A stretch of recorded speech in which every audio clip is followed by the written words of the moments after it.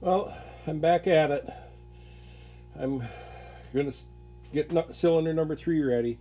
Seeing we started with number 4, this is going to be kind of like a countdown. Now we're down to number 3, and you see the same thing.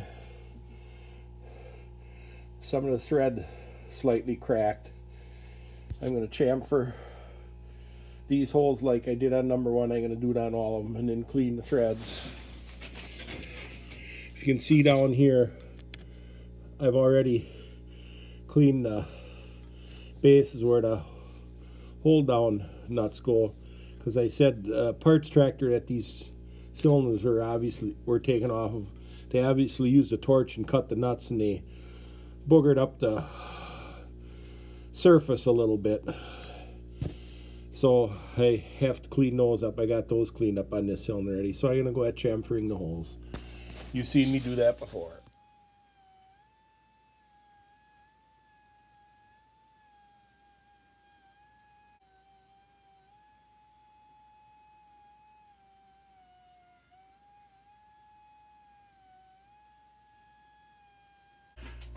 Now I'm going to chase the threads.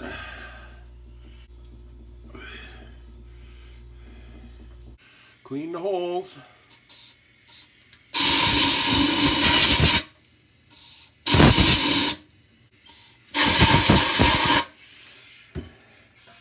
Now these aren't blind holes, they go through, so when I put the studs in, I'll have to use a stud sealer. Now I'll try a stud in every one of them, just to make sure, so when it comes to installing them, I won't have any surprises. I'm not going to install the studs until I'm ready to actually put the heads on for the final assembly. All the studs went in and out smooth as could be. Now I'm going to go to the water jacket, or to the water manifold, and the decompression hole to clean those up.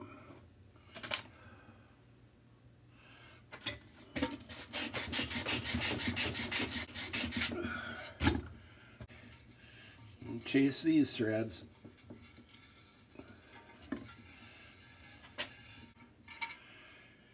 And this bottom one is a blind hole, so I'll run the tap in as far as I can. Then I'll take it out and clean the hole, and then run it in again. And clean the hole till I'm satisfied with the result. Because when you're doing it the first time, it's pushing rust down into the bottom of the hole, so I got to blow it out and then run it in again. Well, it's actually going in pretty darn far.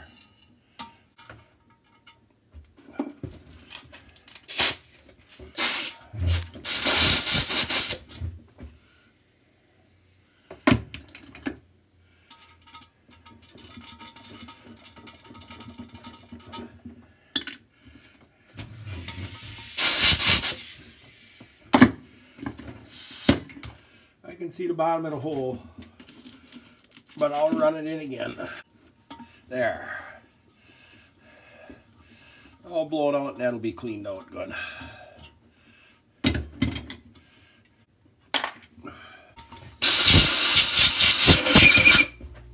Now I'll work on the hole for the compression release.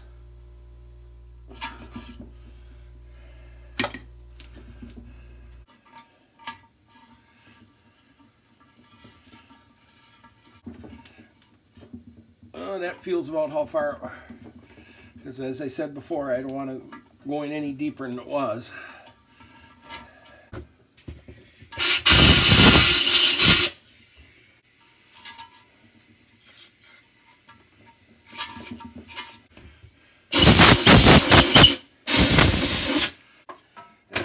That cylinder should be ready for the final cleaning, but I'm going to wait on that till I finish cleaning the piston and the rod. Last year you saw me take the rings out of the pistons, all the ones that were stuck, and had a break to get some out. And I did a lot of cleaning on the pistons then.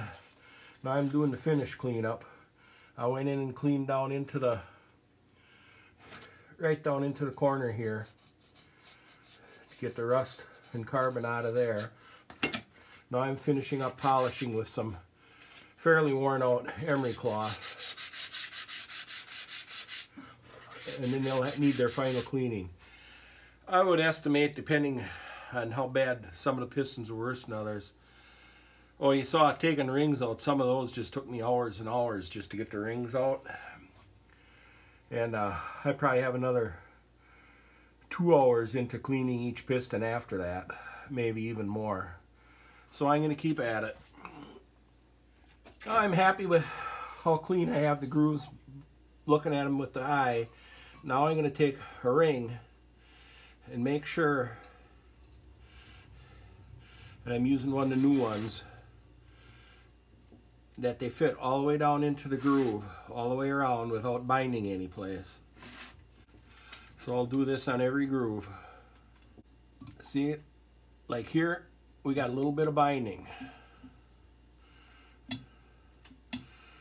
We're going to go all the way around and come back to it, and then I'll address that. Now I can't even find it again. It might have been just a little bit that came loose yet and stuck in between. So I'm happy with that. One more thing to do here yet. Make sure these oil holes are clean.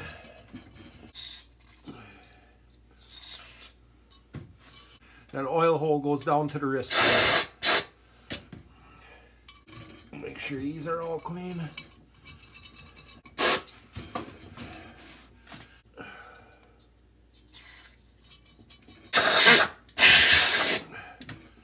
And the wrist pin I wire brushed up. You can see there's some etching on it, but that won't hurt anything. There's no noticeable wear on it here. We're going to slide it in the wrist pin hole.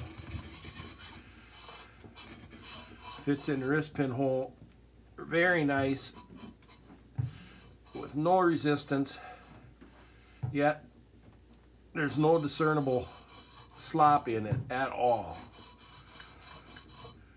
So that piston is cleaned up, other than the final cleaning, which I'll do just before I'm going to assemble. Now I have to clean these up. These I'll just wire brush on that soft bristle wire brush I have.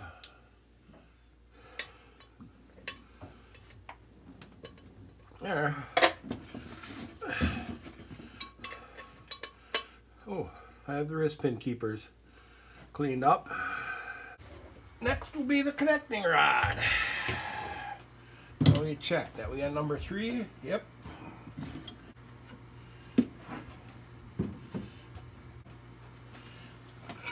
Oh. I'll put the nuts back on here just so there's no chance of me accidentally dropping the shims off and getting them mixed up. The Babbitt bearing surface. I'll just clean that up with a Scotch brake pad. And you can see,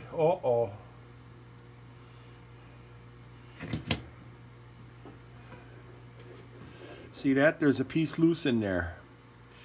You can see it wasn't the best job of pouring Babbitt. I gotta decide what I'm going to do with that. I might just let it just the way it is. Probably ran like that for a long time. I want to clean any corrosion out of these oil holes for the wrist pin bushing. You can probably see some of the crap that came out of them there.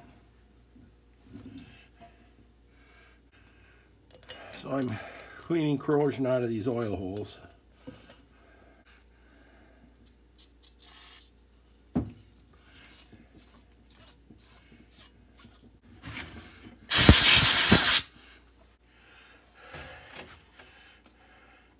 Now, we just put a little WD-40 on the wrist pin. We're going to slide it in there.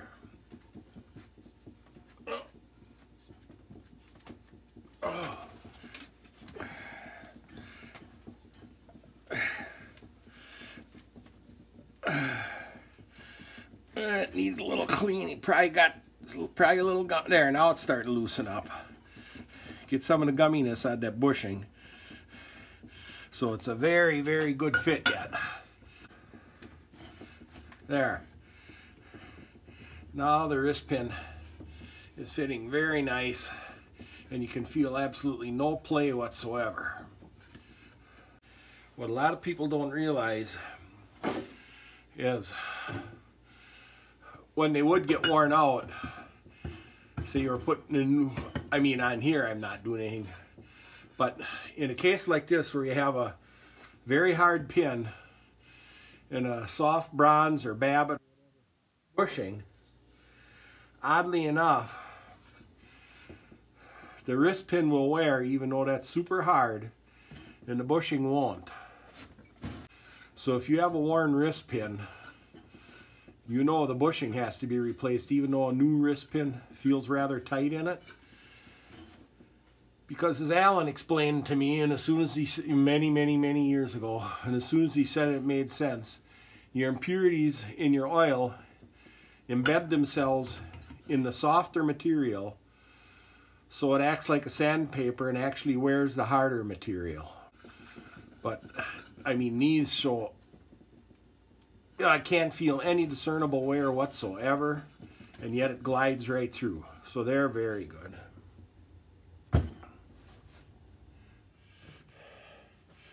Now you can see I cleaned it out over and over and over again with brake clean. That piece of Babbitt in there that moves, it won't come out.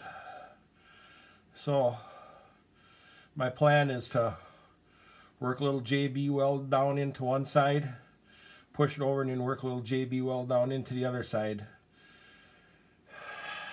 to hold it from moving back and forth. And may have been like that for a long time, who knows. But that's what I'm going to do with it. Well, I guess I worked up way more than I really need, but here it goes.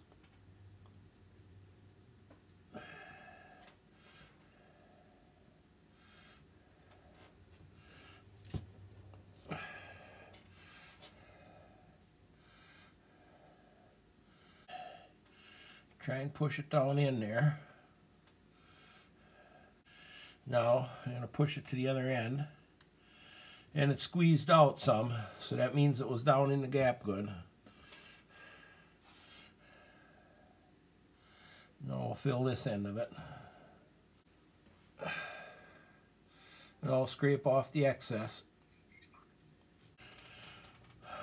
Oh, we're going to let that sit for 24 hours.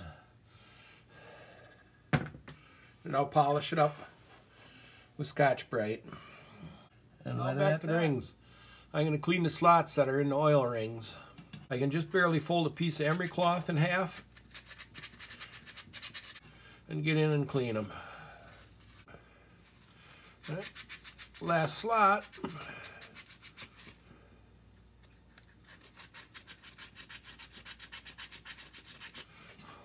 So now we'll set that aside. Now I'll check the end gaps. The end gap on the oil ring is probably about 36 there, which is really good for a used one. Alright, the end gap on this compression ring is 30. That's really good for a used one.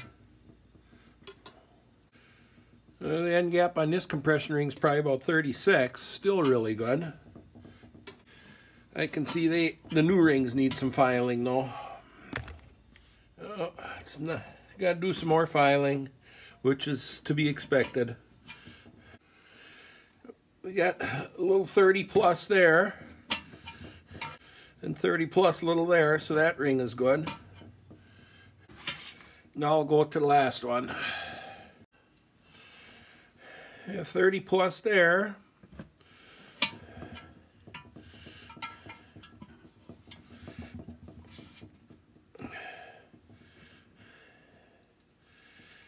And 30 plus a little bit there.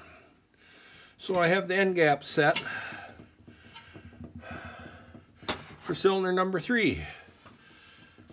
So I think we're going to end this video here, and we'll catch you again tomorrow when I finish getting that bearing cap cleaned up so I can install another cylinder, piston, and rod.